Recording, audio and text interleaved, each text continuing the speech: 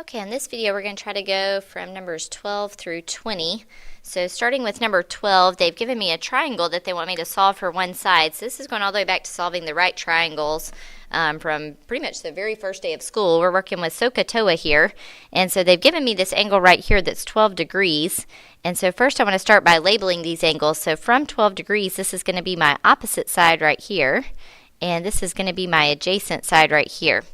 So let me start by setting up my tangent value. So that's going to be the tangent, and put my angle in next. So that's going to be 12 degrees is equal to my opposite over my adjacent. So they've kind of given us the harder side to work with here. I'm going to go ahead and put that over 1 because now I've got two fractions that are equal to each other and I can cross multiply. So I'm going to cross multiply. That's going to give me x times the tangent of 12 degrees, and then over here I'm going to have 2 times 1, that gives me 2.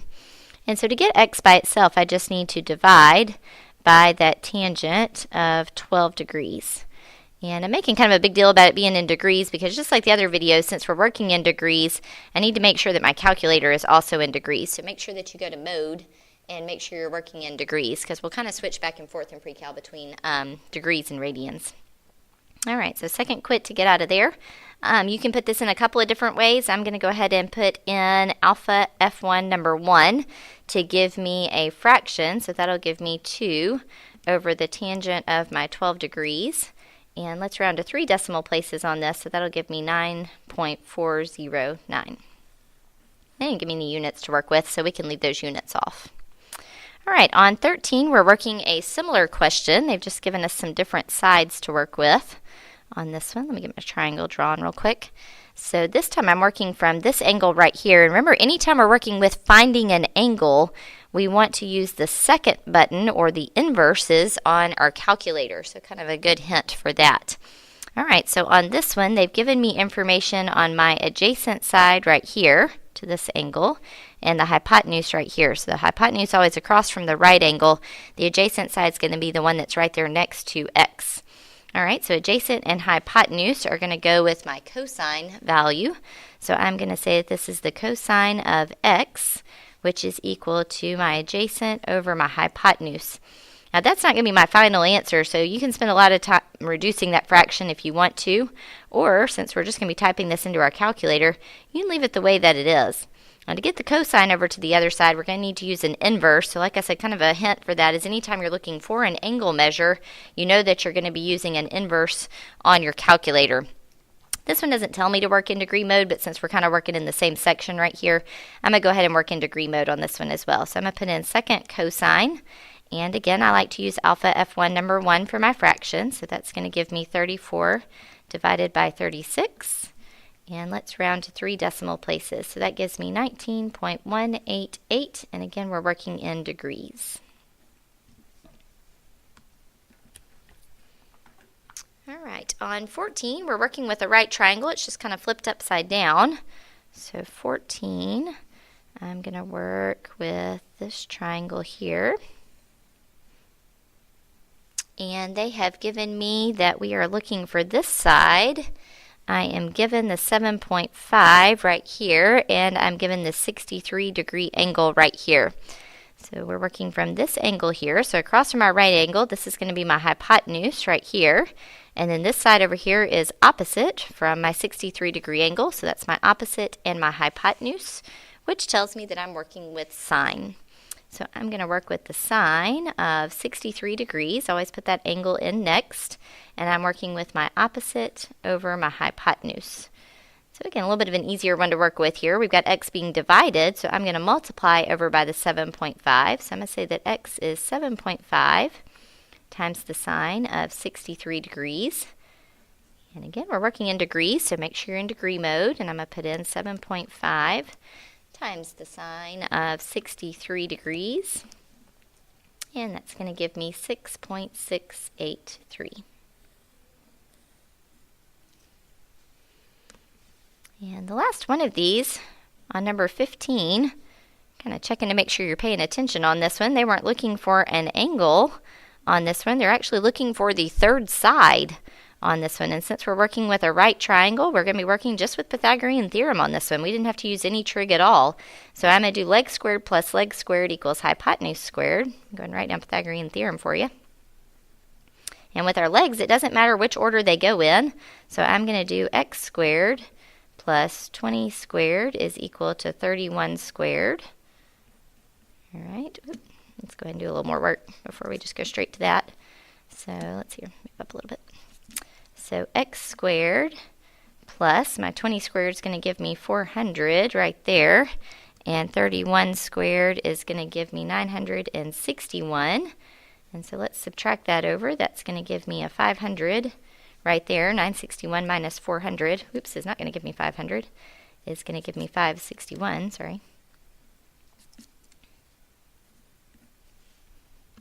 And then I'm just going to type that into my calculator here.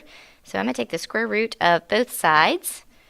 And I'm going to go ahead and keep this answer positive. We're not working with a triangle that is attached to any kind of coordinate plane or anything. So we'll just go ahead and work with the positive value here. So that'll give me 23.685. Very good.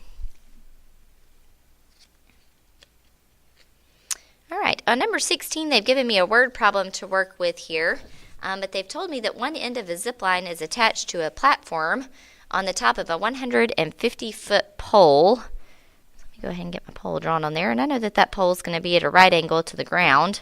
So this right here I know is 150, and I've got a zip line attached to that, and then on the other end it's attached to the top of a 5-foot stake. So here's my 5 right here. And then I know this is going to be attached, this zip line right here. Right. The angle of elevation to the platform, so an angle of elevation is always going to go from the bottom of your triangle looking up. So I'm going to go ahead and make a triangle out of this thing right here. And so now rather than calling this side 150, I'm going to go ahead and take that 5 feet off. So I know this whole thing right here is 150. And so if I draw this line right here with my 5-foot platform, then I know just this piece right here is going to be 145. And that's really the one that I'm going to be using in my triangle. Anyways, it tells me that angle of elevation, so from the ground looking up, is going to be a 23-degree angle. So there's my 23 and there's my right angle right there, since we had a right angle right there.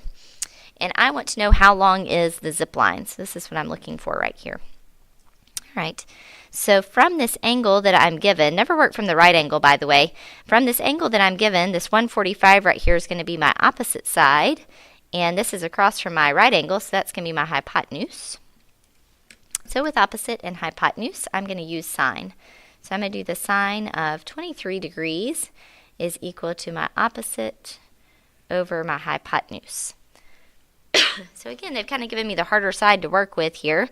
I'm going to put that over 1 and cross multiply. 23 is going to be equal to 145. And so I'm going to divide, and I'm going to do 145 divided by the sine of 23. All right, and again, we're working in degree mode, and I'm going to use alpha F1 number 1 to help me out with this. If you want to just type it in as a division problem, you can. And sine of 23 down there on the bottom. And that's going to give me 371.099. Now this one we were working with some units of measure, so let's go ahead and put some feet on there to go with that. So my zip line is 371 feet long. All right. On 17, we start to talk about a reference angle. We talked a little bit about a reference angle in a previous video, but on this one we're talking about a theta angle that is 309 degrees. So let me remind you about a reference angle. First of all, they're always positive, and we want to measure to the closest x-axis. And so with these degrees, that's pretty important. We want to make sure that we're always measuring to the closest x-axis. Even if your angle is closer to y, we still want to measure to the closest x-axis.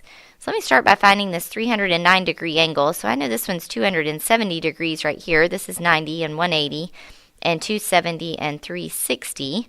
So I'm going to say that 309 is kind of right in here. Here's 309 right there. And I want to measure to the closest x-axis. So to get that, I'm going to take my 360 and subtract out my 309. And so this one's reference angle is going to be a 51 degree angle. So again, always positive and always measuring to the closest x-axis. And now on number 18, since we're working with one that's in radians here, and we're working with one that's at a pi over 3, I know that for my reference angle for that, I can keep the pi that is there, and then just use this denominator that you're given.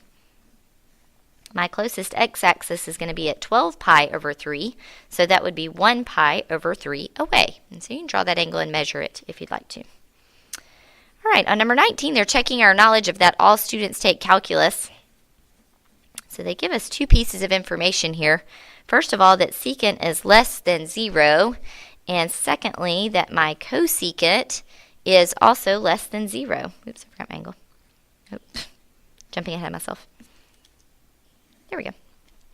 All right, rather than work with secant, I'd like to work with cosine since they kind of go together. And by telling me that something's less than 0, they're going to tell me that that is negative. That's kind of what they're telling me by talking about something being less than 0. So if you see one of these where it's greater than 0, then it's talking about that angle being a positive angle. And again, over here, rather than working with cosecant, I'm going to work with sine because I know that they go together. And again, less than 0 is talking about negative. And so I'm looking for the place in all students take calculus where both sine and cosine are negative. So I know here they are all positive, here sine is positive, and here cosine is positive. And so that tells me that my answer has to be down here. This angle is going to be located in the third quadrant. And finally, for this video, I want to find all the solutions between 0 and 2 pi. This one actually goes better with the next video. That's all right. We'll stop here for today.